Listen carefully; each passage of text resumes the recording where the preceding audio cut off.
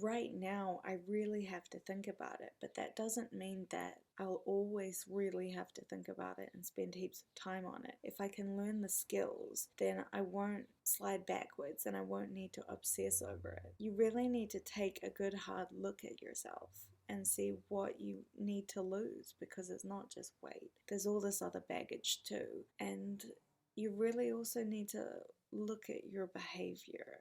Like, what do you actually do? And there's no point pretending that you haven't had that thing or forgetting to write it down, because in the end, you're just cheating yourself. It takes such a long time when you first start because nothing's set up and you don't really know what you're doing. It's a lot of trial and error. But now I made it super easy, so I can just calculate it all in and I know what I've had and I know what everything is just by using the spreadsheet. When I first started to reintroduce the foods that I used to eat, I really noticed a difference, especially if I'd had fresh food and then you have counterfeit food. And you can really taste the difference. But if you continue to eat it and eat it by itself, you can get back into the bad habits that started it all off.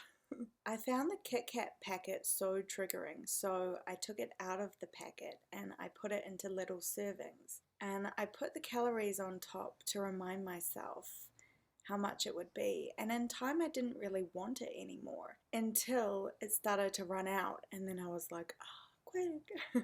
But I really just lost the taste for it. I was doing all this work and then to add that much sugar and fat and calories, it just didn't seem worth it really. And it didn't taste that good. Putting it into servings so that I didn't have to think about it. Because normally when I sit down, I just gobble it up. If it's there, I'll eat it until it's not there anymore. I never really read the back of it. So like when it suggested a serving size, I didn't really care. I just assumed like it's in its serving size. Let's go. Whole block down.